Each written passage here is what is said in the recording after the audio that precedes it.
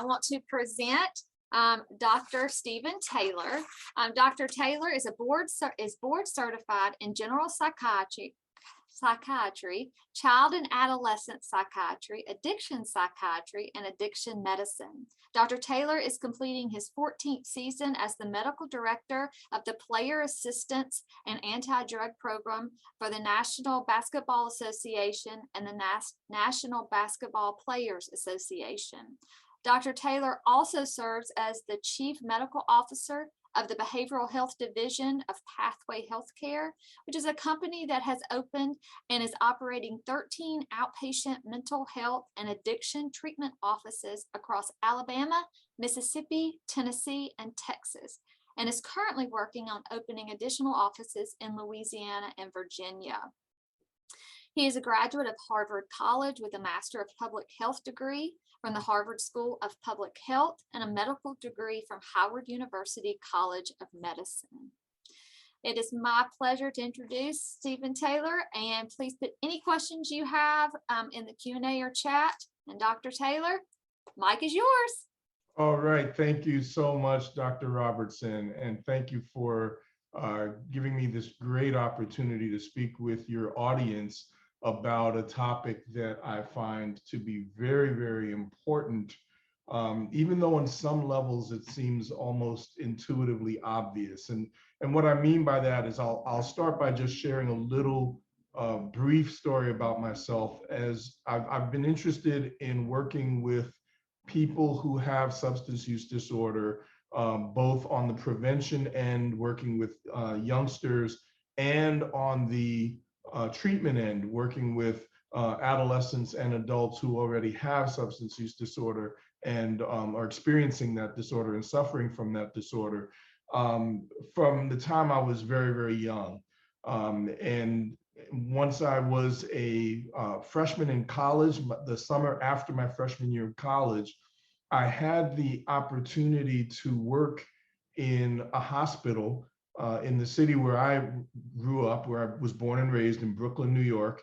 And the hospital was Kings County Hospital, and it was in the K building. At the time, it was called the K building. It was the building that was specifically dedicated to treatment, evaluation and treatment for people with addiction disorders, whether it be alcoholism or addiction to other drugs.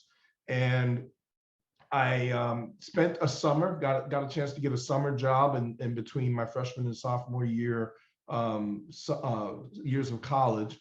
And the summer job I had was as the intake person, who was literally right by the front door of the K building and did all of the intake evaluations of people coming into the K building for treatment for addiction, for alcoholism, for other drug addiction, people needing detoxification, needing ongoing treatment, whatever it was.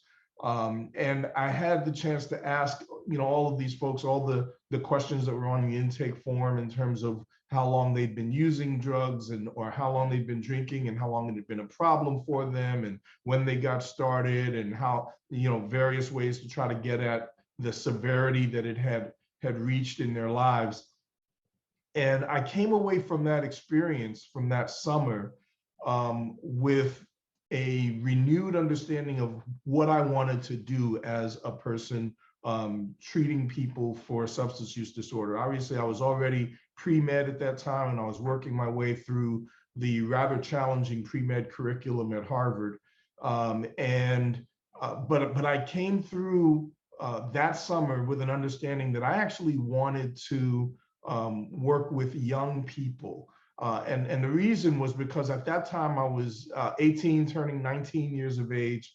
And so many of the people who were coming in for treatment were in their 30s or their 40s or their 50s, which to me seemed so old. They seemed like such old people. And in fact, when you interview a 36-year-old who's addicted to drugs or who's been struggling with alcoholism, and they tell you that they've been drinking or using pathologically for over 20 years, which was very often the kind of story I was getting even from those who were in their 30s. What that told me very quickly was This is a disease that starts in young life, in the early part of life, in the teenage years, in fact. And so even before doing a lot of formal studying and looking at a lot of the research data on substance use disorder and on addictions, I came away with this experiential, anecdotal experience that told me that for many people, if not most people, addiction starts in the teenage years. In fact, it's a disease of pediatric onset. And in fact, once I began to actually study and read a great deal about addiction and the onset of the disease, that confirmed that experiential exposure that I had, that in fact, addiction is a disease that for many, if not most people, starts in adolescence. And so, obviously, in years of teaching people about addiction and about the onset of the disease and ways that we want to try to go about preventing this illness from taking hold in people's lives, it was very obvious to me that what happened to someone in childhood, in their young years, had a powerful impact on whether or not they would develop this disease. And in fact, once this landmark study that I'm going to be talking with you about came out and identified ACEs as so pivotal in the development of substance use disorder, in my mind, when I first started to read about that study, it seemed so intuitively obvious to me. It was kind of like, well, duh, of course this would have a powerful impact on the development of substance use disorder, the adverse experiences that someone goes through in childhood. And yet, it's really a powerful story, and it's an impressive story and an impressive body of data that I feel is worth sharing with people. It's worth thinking about, even though it may seem so obvious. It's worth really thinking about this data and the incredible impact that ACEs have on people's subsequent health. And so that's why I'm happy to be able to present this topic to you. I'm going to go ahead and see if I can advance the slides and make sure that I'm able to do that properly.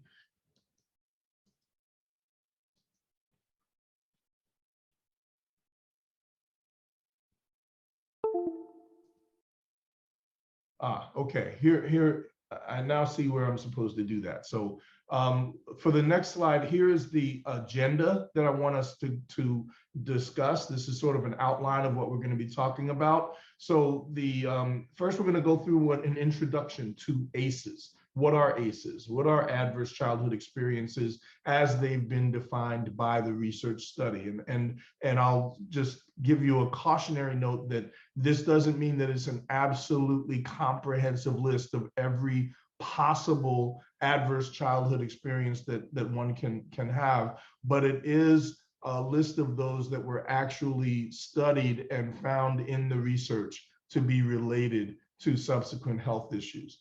I want to talk about the original landmark ACE study and how what we've learned and what it helps us understand about the prevalence of adverse childhood experiences and the fact of adverse childhood experiences clustering and what does that mean, and also the associated problems with adverse childhood experiences.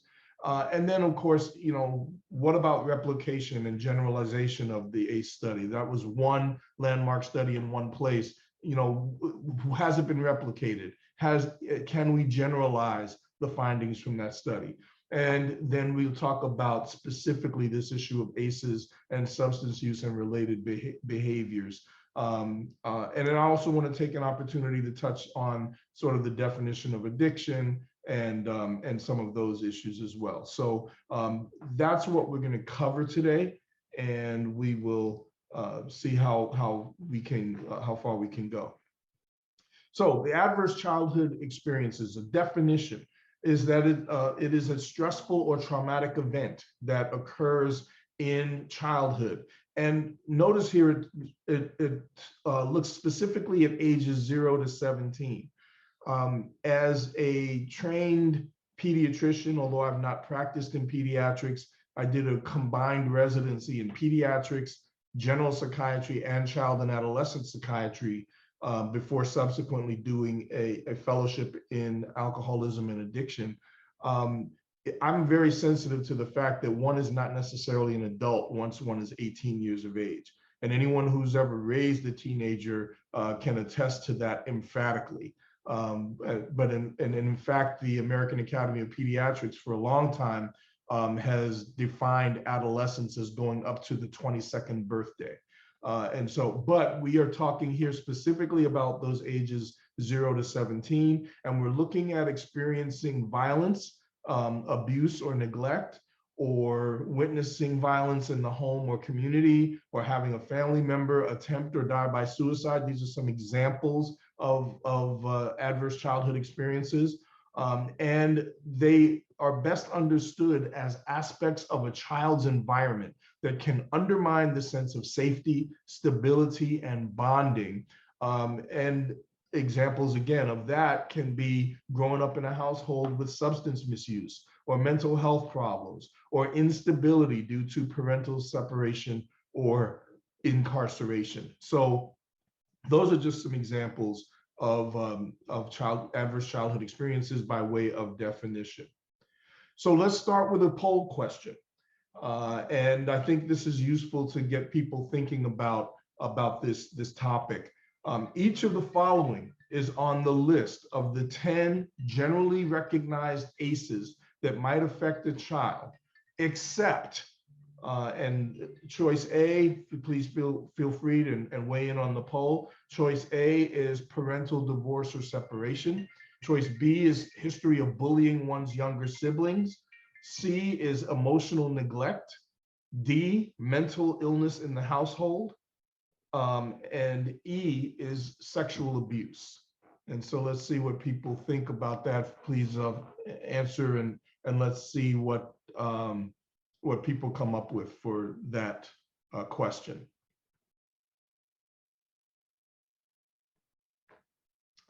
Yes, folks do have a familiarity with this topic. The correct answer is B. A history of bullying one's younger siblings is not a good thing, obviously, in a youngster's life, but it is not one of the 10 generally recognized ACEs that might occur. And so most people, more than 3/4 of our audience got that right, those who responded. So awesome, great, thank you, great job.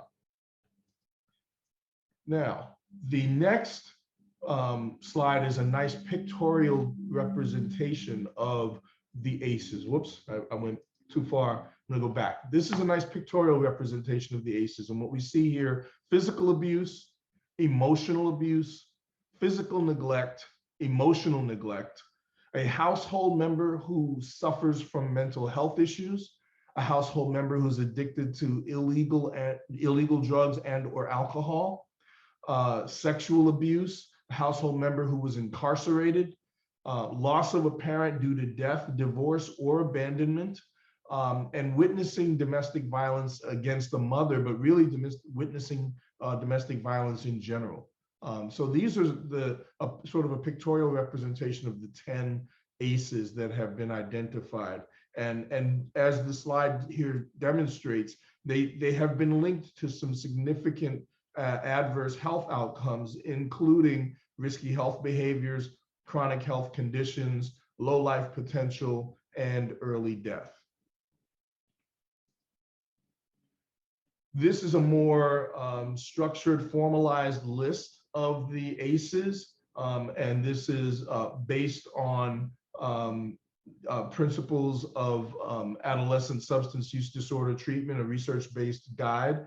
But here are the 10 ACEs in a list form. Number 1, you see parents divorced or separated, physical abuse, physical neglect, emotional abuse, emotional neglect, sexual abuse, witnessed domestic violence, and notice that's not necessarily just against the mother, substance abuse in the household, mental illness in the household, and family member in prison, family member who's incarcerated.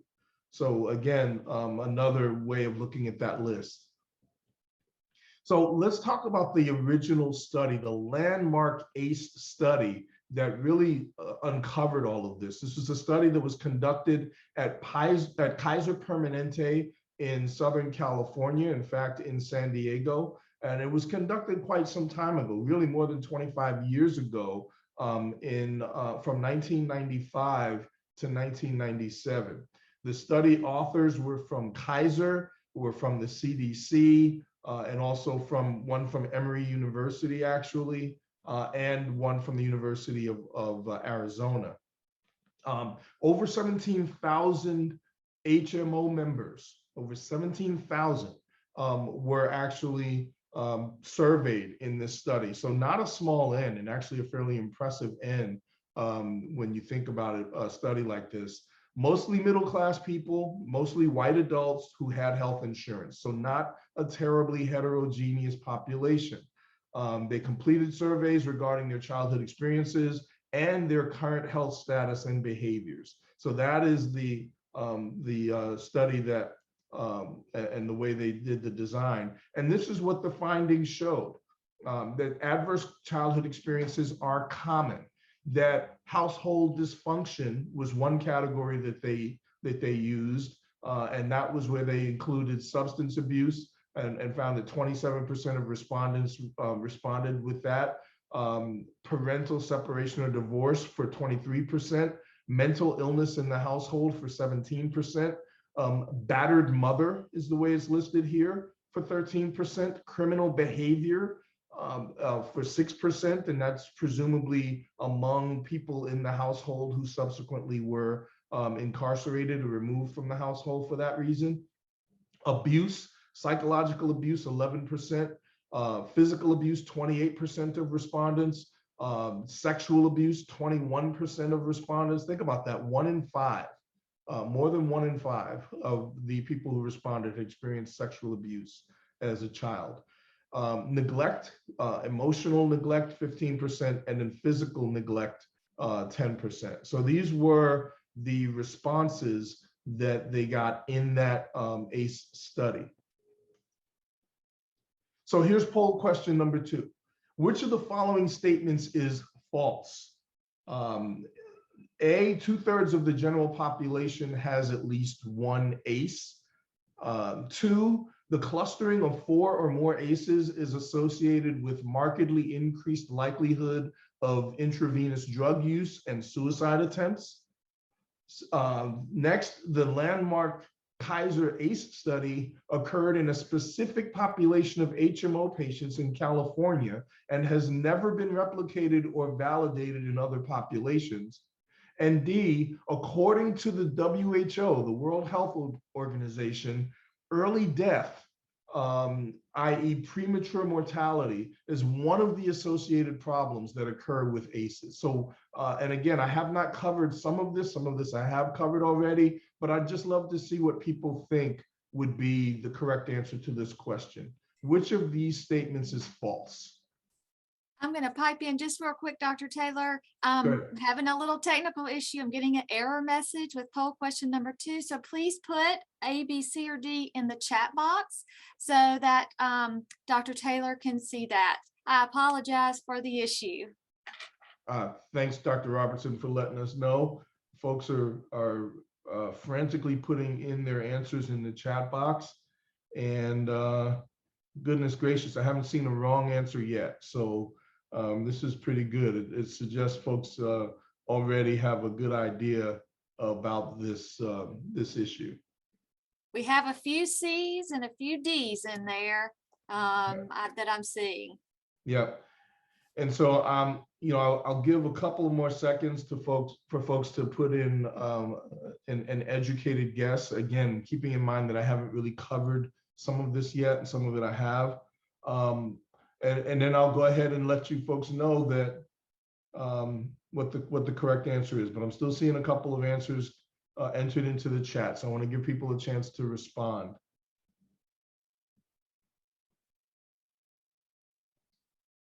All right, so I'm going to call it now, and I'm going to say that everyone who intends to respond has probably done so. And the correct answer, which most people have entered, is C, that the ACE study occurred in a specific population of HMO patients in California. Yeah, that's true, but that it has never been replicated or validated in other populations. We're about to find out just how false that is. So let's go forward. One of the things that people also recognized quite clearly is that ACEs do cluster. Almost 40% of the Kaiser sample reported 2 or more adverse childhood experiences. 12.5% experienced 4 or more adverse childhood experiences. So they tend to happen together. They tend to cluster together. The percentage of children with 2 or more ACEs is represented in this graphic on this slide. And you can look and see in the United States as a whole, and broken down by race, interestingly enough, and this is actually in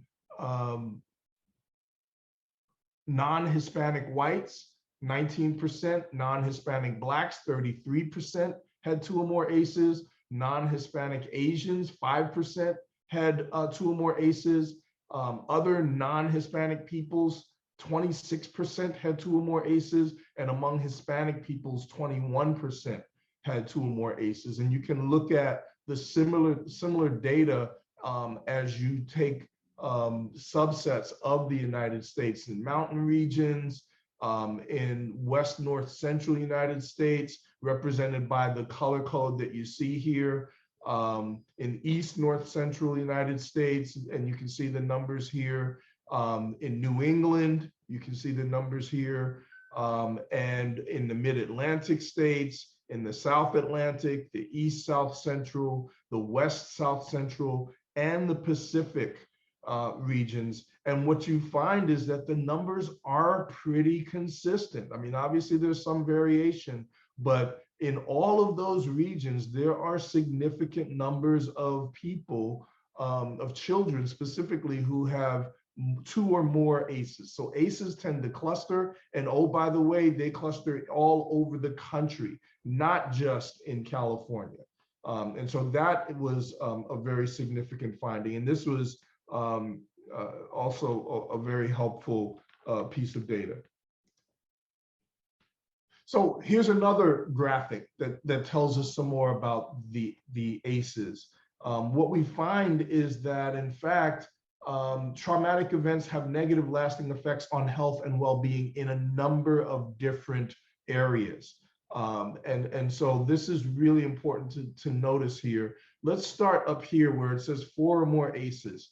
4 or more ACEs are associated with people having 3 times the level of lung disease and adult smoking as compared to those who do not have 4 or more ACEs. It's associated with 11 times the number of people that are engaged in intravenous drug use, to go back to the answer to that question. 14 times the number of suicide attempts in folks with 4 or more ACEs as compared to those who have fewer. 4 times as likely to have begun intercourse, and that of course means sexual intercourse, by age 15. 4.5 times more likely to develop depression. Twice as likely to develop liver disease. So adverse, and this is a quote from Dr. Robert Block, former president of the American Academy of Pediatrics, adverse childhood experiences are the single greatest unaddressed public health threat facing our nation today. All right, so this is a very significant issue. Look down here, 2/3 of the population, people got that right, that this was a correct response. 2/3 of the population, 67%, have at least one adverse childhood experience. And of course, when you look at this pyramid, which represents what happens across the lifespan with adverse childhood experiences, disrupted neurodevelopment is thought to be part of the way that this takes hold. Social, emotional, and cognitive impairment is one of the consequences of ACEs. The adoption of health risk behaviors, disease, disability, and social problems, and then yes, early death. to answer yet another of the poll questions. So, and 1/8 of the population have 4 or more ACEs. So that's 12.5% of the population that have 4 or more ACEs, and therefore are at risk for this 11% greater risk for IV drug use and 14 times the risk of suicide attempts. People with 6 or more ACEs can die 20 years earlier than those who have no ACEs. And so that is also a powerful fact to think about, that the clustering of ACEs and what an impact that has on people's health. And again, this whole graphic is taken from the Anne Marie Project, which is a project that has put out a lot of information on ACEs and on the impact of ACEs. Here's another way of looking at this, another graphic that, and this is the source of this is the World Health Organization, looking from birth to death at the relationship between early childhood trauma and health and well-being problems later in life.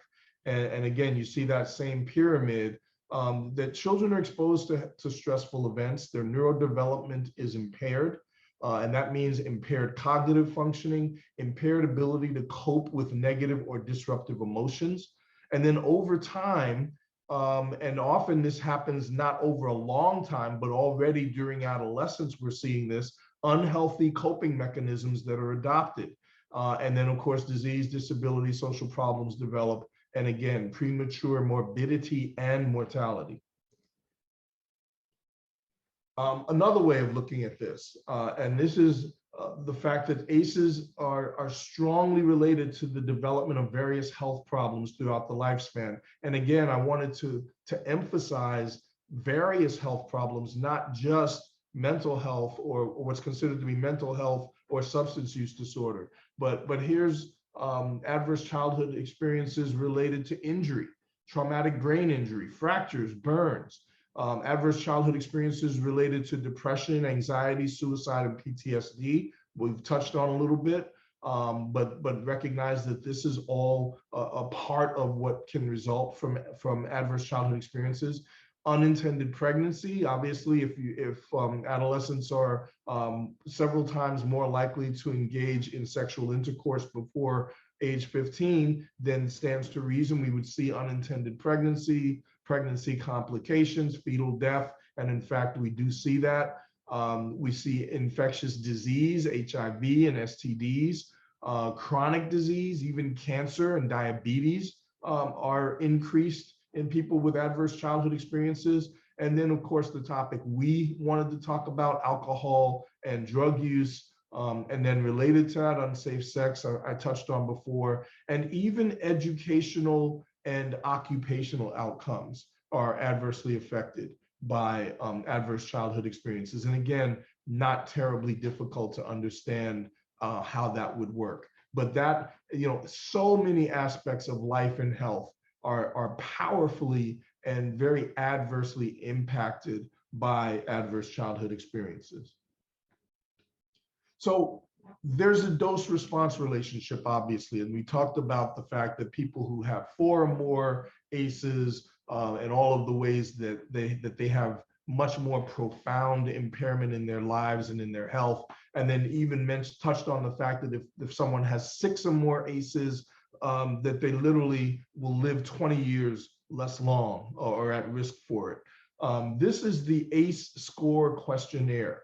It's because it's been found that a person's cumulative ACE score has a strong graded or dose response relationship to those various outcomes that we've described. And so what I have on this slide is the ACE score questionnaire, and forgive me for the fact that this is very small, but this is something that we can make available to people if you're interested, or it's actually Googleable and it's a publicly available document. And what it asks is, prior to your 18th birthday, again, going by the more strict 0 to 17 age range that was actually studied, did a parent or other adult in the household often or very often swear at you, insult you, put you down, trying to get at the issue of emotional abuse. And you can see that it's a simple yes or no answer here. And is graded, you either score 0 or 1. And there are 10 questions on this ACE score questionnaire. And then that is what will give the ACE score. So the ACEs study has in fact been replicated and generalized, and in fact it's been done an impressive number of times, and which is why that answer to the poll question was letter C. It has been replicated and generalized a number of different times. Since the launch of the initial ACE study, numerous other studies with different populations have been conducted with similar results. And so these are just a couple of examples. This is a study published, even fairly recent studies by Brown, Macho, Pereira, Mezuk, and Cohen in 2015, Smith, Gottman, and Yonkers in 2016, Windle et al. In 2018. And here's some of the findings that you see from some of those other studies that have been done, that adverse childhood experiences are linked to mental health and substance use problems in both children and adults, not just children. And in fact, the 2013 Minnesota Student Survey, which asked 8th, 9th, and 11th graders about 7 ACEs, found that Minnesota students with a larger number of ACEs were more likely to have suicidal thoughts. And you can see the data as represented here. However, students with 2 or more ACEs, but who also feel that their community cares about them, or that they can talk to a parent about problems, are about half as likely to report past year suicidal thoughts. So this is important, because ACEs are predictive of future adverse health outcomes. They are not 100% determinative of those outcomes. In other words, if there's no intervention, if we do not learn about what ACEs can predispose people to or put people at risk for, and if we do not intervene, then you can see all of those horrible adverse health outcomes. But what's valuable that was demonstrated in this Minnesota study is that if we do intervene, if young people are able to see that there is help available, that people care about them, that they can talk to a parent or to someone about problems, that they're about half as likely to report the past year suicidal thoughts. And I think that that's a lesson that we need to take regarding this data in general. It's not 100% determinative, but it lets us know what the risks are, and in my mind, it's a call to action. It's a call for us to intervene, because we know that we can make a difference. So again, more of the ACE study results replicated and generalized. You see here that ACEs reduce the ability to respond, learn, or figure things out, which can result in problems in school, increased difficulties to make friends and maintain relationships. They lower tolerance to stress, which can result in behaviors like fighting, checking out, or defiance. So some of this was discovered in other studies that sort of added on to what was found when people were studied who had ACEs. Increased problems with learning and memory, which can be permanent. Increased stress hormones, which affects the body's ability to fight infection. And we saw previously that infectious diseases can occur. And we looked specifically just at HIV and STDs, but apparently there's also an impact on the body's immune system, which could also have consequences for other kinds of infections. Toxic stress increases heart rate, blood pressure, and breathing, which can cause lasting health problems. So, but again, strong roots grow a strong health force, and this a strong workforce, excuse me. So simply put, ACEs have a tremendous impact on health and the quality of life, but ACEs can be prevented. And that's what this graphic is attempting to demonstrate. Estimated annual impact of ACEs, and this is in Frederick County.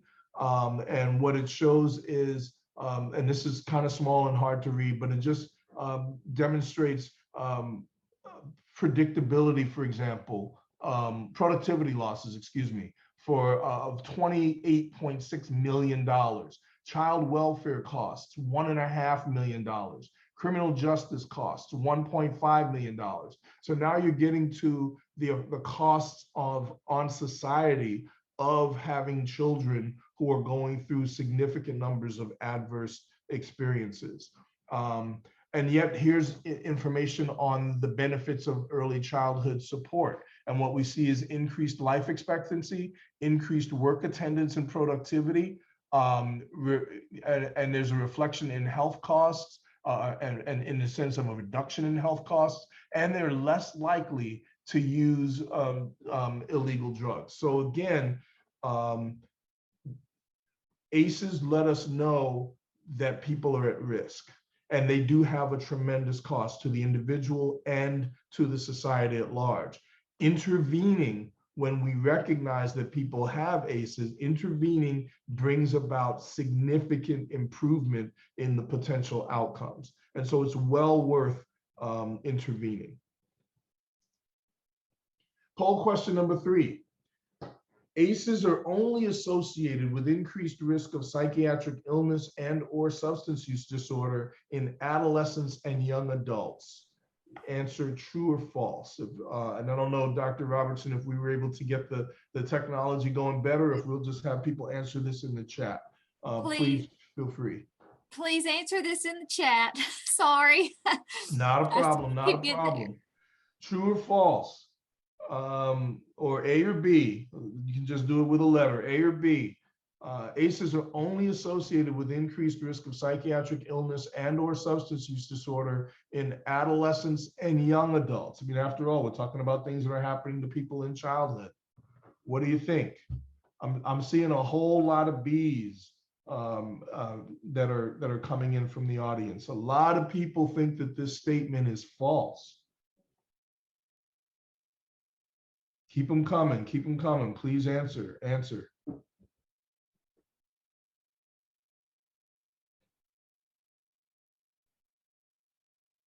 All right, I'm going to give about 10 more seconds or so for people like me who are a little slow to the keyboard, and I certainly am one of those folks.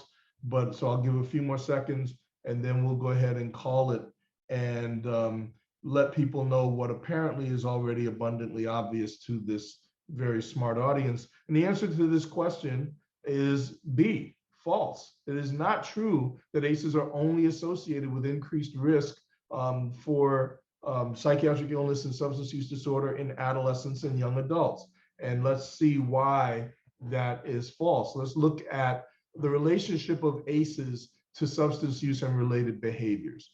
Obviously, it's related to early initiation of alcohol use. And people familiar with the literature on the onset of alcoholism and on the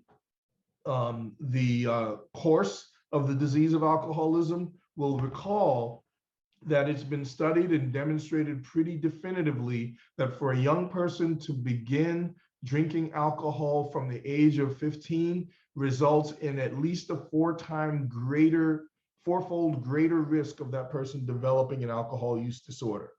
Okay, so if a person with ACEs is more likely to engage in early initiation of alcohol use, then that person can be at greater risk because of ACEs for developing an alcohol use disorder. And so that is a significant finding. ACEs are also related to continued tobacco use during adulthood. So it's not just adolescence, but even in adulthood, that people will continue to use tobacco. Prevalence ratios for current and ever smoking increase as the ACE score increases. Remember that dose response, that dose-related increase in risk. So as the ACE score gets higher from 3 to 4 to 5, and up, the prevalence ratio of current and ever smoking also increases. And this is a study published in 2011. Prescription drug use. We are in the middle of the COVID-19 pandemic. Probably everyone in this audience is well aware that in the context of this pandemic, we have had a significant exacerbation of the opioid epidemic that was already in place and that was already plaguing our country.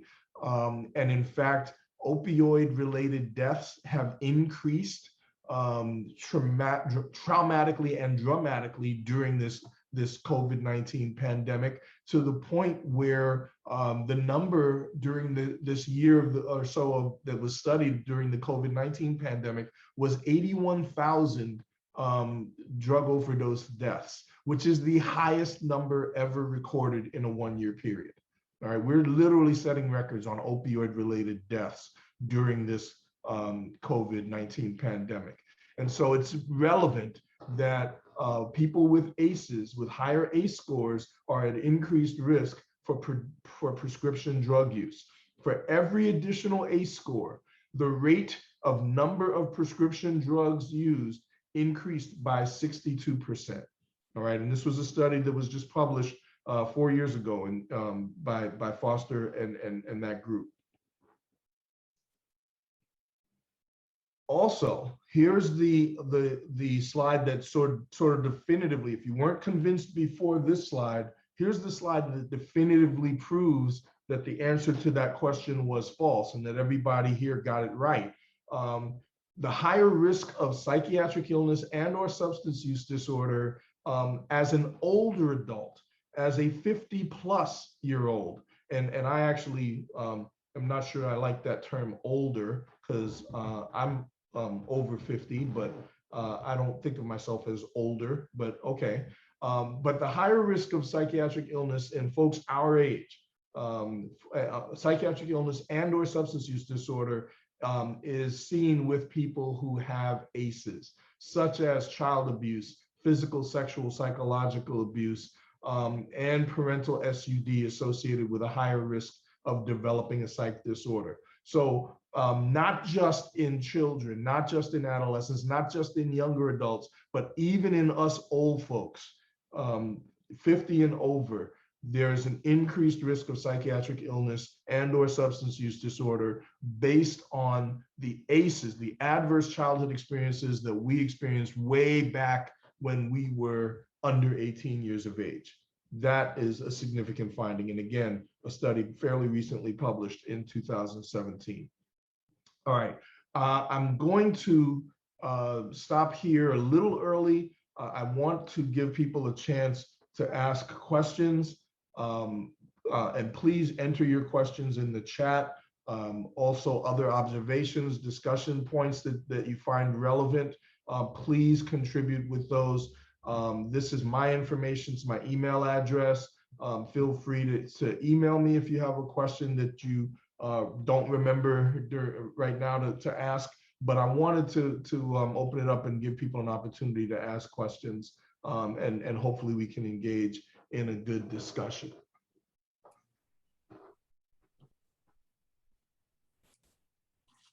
All right, Dr. Taylor, I do have one question, but it's for me. It's not for you. Will these slides and certificate of attendance be available? Yes.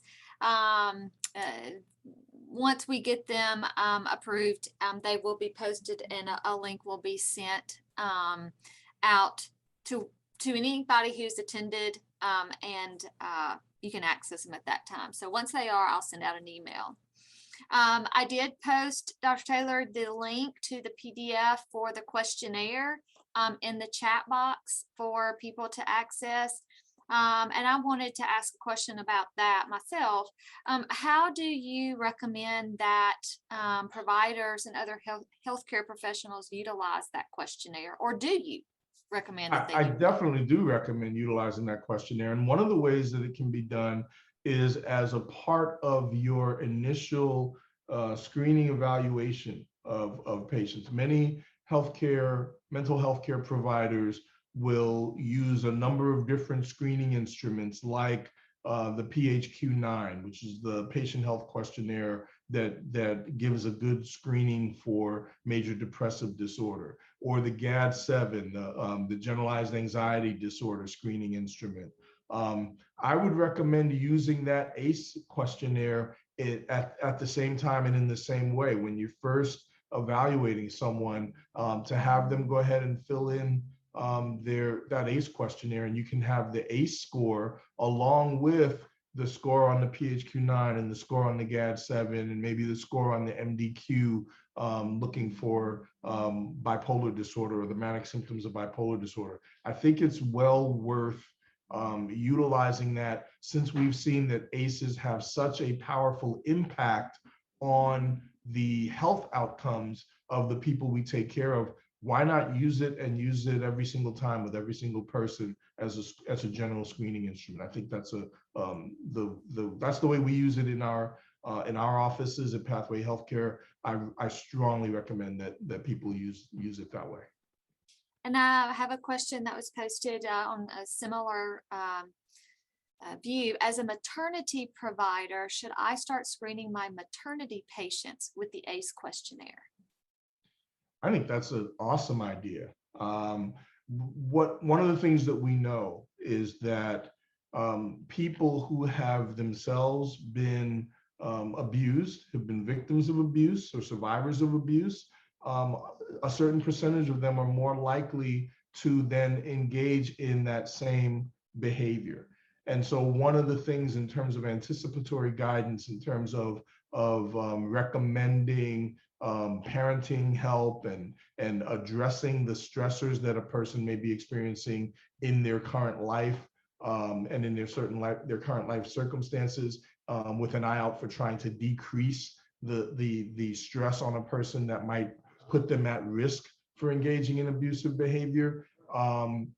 That is a great piece of information to have, is how many ACEs is this person dealing with? What are the ACEs that this person might have experienced? And again, that would go hand in hand with also taking a good solid substance use disorder history, a good mental health history. I mean, if you're talking about maternity people, then you're also looking at to what extent are they experiencing stressors that might affect maternal child bonding and other issues. I can see that as a very, very valid use of the ACE questionnaire.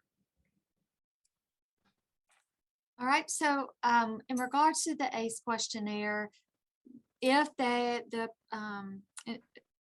provider or healthcare professional does, ask this of their patients, what do they do next if they do get a high score? That's a great question. So let's say you have someone and they have an ACE score of 6. After you do the ACE score, then one of the things you want to do is a more thorough evaluation of what we used to call a social history. Find out what are their living circumstances if you don't already know.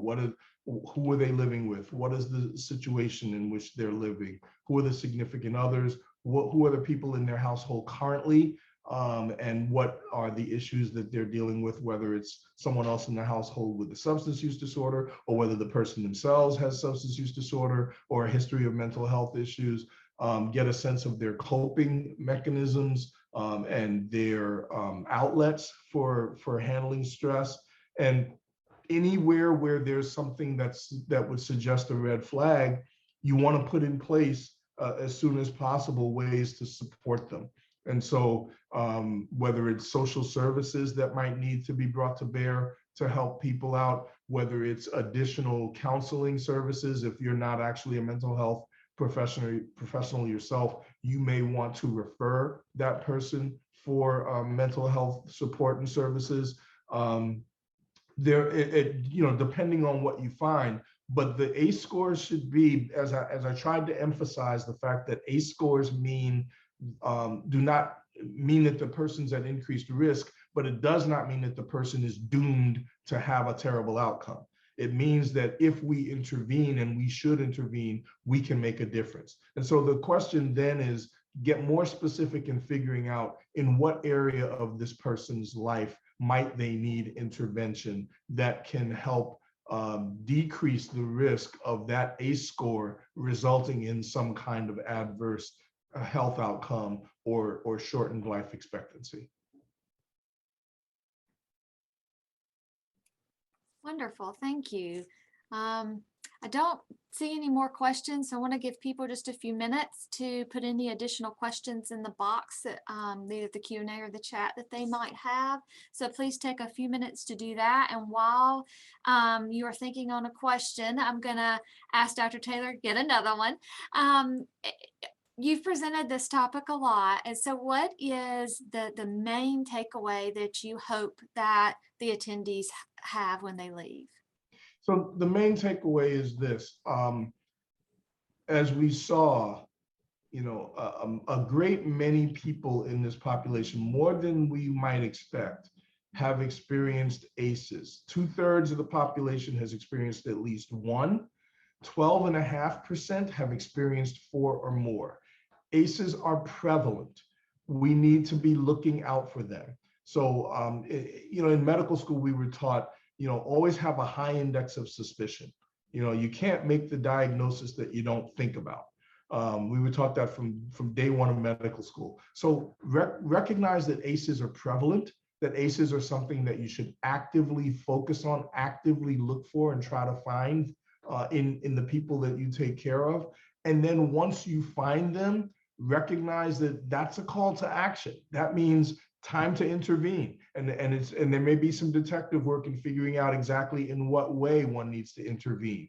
Is this person at increased risk for substance use disorder? Well, the number one risk factor for a person to develop a substance use disorder is to have a parent who has or has had substance use disorder. We know that if a person's had a family member that has completed suicide, that this person is at increased risk of dying by suicide. So again, it's detective work in that sense to figure out what is the potential adverse health outcome that this person's at risk for because of that elevated ACE score, and then take action to try to help provide support and assistance and do whatever might be possible to prevent that adverse outcome or decrease the likelihood of that adverse outcome. That's really the take-home message. ACEs are prevalent. They are they're a red flag for us. They're a flashing red light saying alert, alert. But they're not an indicator that you got to throw your hands up and just assume this person's going to be sick and suffer and then die prematurely. No, quite the opposite. We can intervene, and we should act to find out how best to intervene and then do so. Are there any good resources that you recommend for either the attendees to gain more information about it, or websites that they could access for just more information? Well, there are several studies that I cited here, and I think those are sort of good places to start. Some of those graphics that I showed do a nice job of sort of summarizing some of the data from some of those studies. That's actually a good place to look, and I really think that's really the best sources, just to look at some of that information about ACEs, and then try to put together a plan for, absolutely access that questionnaire and become familiar with it and with using it, and then start looking to put together a plan for how to intervene to help people, I think, is the most important thing. And what I'll do then is, for the attendees that are on here today, I will save the PowerPoints in a PDF format, and I will actually, around this topic, I will go ahead and email them to you all. I know I said I would send an email once they're posted, but on this particular topic, I think that a little more, got to be a little bit more hasty and get those out there. So I will do that for everyone who has attended today. That'll be great. Thanks so much, Dr. Robertson. All right, well, I don't have any other questions that from the group. So I do want to make a note before Dr. Taylor signs off that he will be back. He will be back on September the 24th, do evaluation and treatment of adolescents. And so if you're interested in that topic, he's a wonderful presenter, vast amount of knowledge.